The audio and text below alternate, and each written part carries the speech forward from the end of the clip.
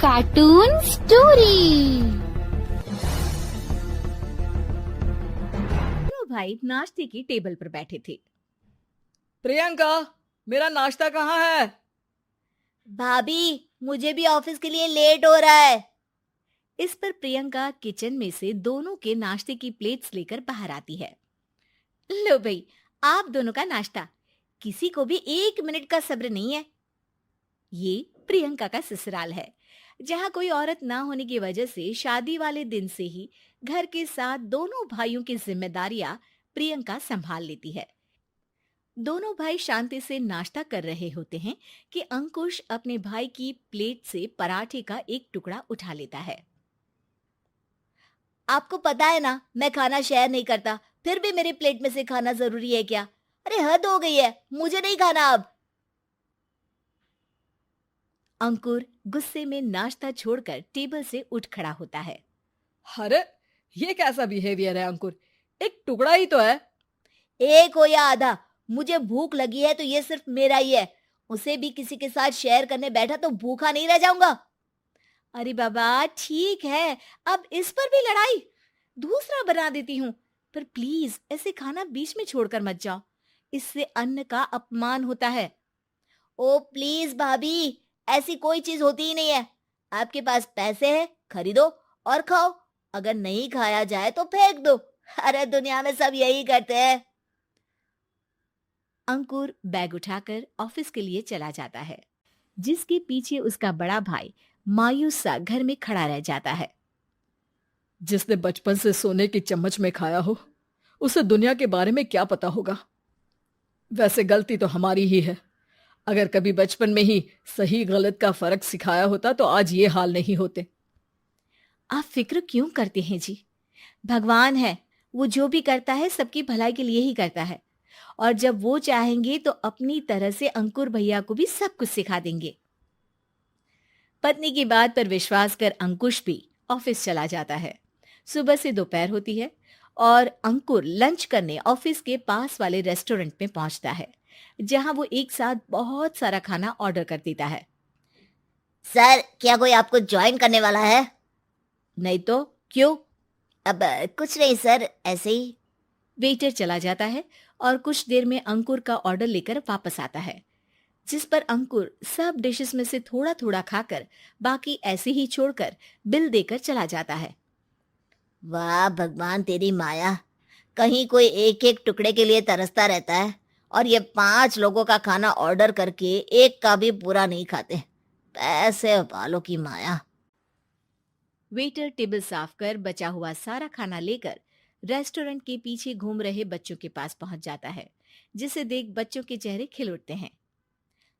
वाह, आज इतना सारा खाना आया। थैंक यू भैया, भगवान आपको खाने की फैक्ट्री बना दे। अगर ये फैक्ट्री मेरी होती तो तुम लोगों को कभी किसी का झूठा बचा हुआ खाना नहीं खाना पड़ता। चलो तुम लोग खाओ, पर ध्यान रखो किसी को पता ना चले, नहीं तो मेरी नौकरी चली जाएगी। इसी के साथ दिन बीतता है और रात को दोनों भाई एक साथ घर पहुंचते हैं। कुछ देर में सब डिनर करने बैठते हैं, जहां अंकुश अंकुर को समझाने की कोशिश करता है। अंकुर, अगर हमें लाइफ में सब कुछ मिला है, इसका ये मतलब नहीं कि तुम उसका गलत फायदा उठाओ, बल्कि तुम्हें उसकी मदद से दूसरों को भी मदद करनी चाहिए। भैया, जिनके पास नहीं है उनकी वजह मैं तो नहीं ना। और ऐसे बहुत लोग हैं जिनके पास सब कुछ है। इसलिए अगर मैं एक इंसान कुछ नहीं करूंगा तो कोई फर्क नहीं पड़ने वाला। तुम्हारे भैया बस एक चीज समझाना चाहते हैं कि जिस चीज की हमारे पास कमी नहीं है, उसे बर्बाद करने से अच्छा है कि लोगों के साथ शेयर करें। इससे हम सिर्फ सामान नहीं, खुशियां भी बांटते हैं, और इसमें तुम्हारा ज्यादा कुछ तो जाएगा नहीं। भैया भाभी की बात सुन अंकुर कुछ बोले बिना उठकर चला जाता है। इसी तरह दिन बीतते रहते हैं, जिसमें अंकुश और प्रियंका कोशिश तो बहुत करते हैं, पर अंकुर पर किसी भी चीज का कोई असर नहीं पड़ता। एक दोपहर अंकुर सैंडविच खाते हुए सड़क के किनारे चल रहा होता है। तभी उसकी नजर आइसक्रीम वाले पर पड़ती है और वो सैंडविच सड़क किनारे फेंक आइसक्रीम खरीदने पहुंच जाता है। अब इसे कहते हैं जिंदगी का सुख। जैसे ही अंकुर आइसक्रीम लेकर पीछे मुड़ता है तो एक आदमी को सड़क से वही सैंडविच उठाते हुए देखता है। वो आदमी बहुत कमजोर, गरीब, जैसे बहुत दिनों से खाना ना खाया हो वैसा लग रहा था। अंकुर उसके पास जाकर खड़ा हो जाता है। उसे देखकर आदमी सैंडविच अंकुर की तरफ कर देता है। आपको भी खाना है क्या? क्या हम इसे आधा आधा कर ले? मुझे बहुत भूख लगी है। वो मेरा ही झूठा सैंडविच है। तुम दूसरा खरीद कर क्यों नहीं खा लेते? इसे क्यों खा रहे हो? अरे भैया, अगर खरीदने के पैसे होते तो 4 दिन से भूखा नहीं घूम रहा होता। हैं? क्या तुमने 4 दिन से कुछ नहीं खाया, फिर भी इस आधे सैंडविच को मेरे साथ बांटने के लिए तैयार हो गए? क्यों? अरे भैया, पैसा नहीं है तो क्या हुआ, इंसानियत आज भी उतनी महंगी नहीं हुई और ना ही उस पर अमीर गरीब का टैग लगा है जो हम उसे रख ना सके।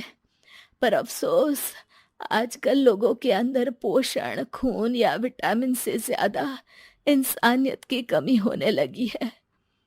आदमी की बातों से अंकुर को समझ में आ जाता है कि वो आज तक कितना गलत काम करता आ रहा था।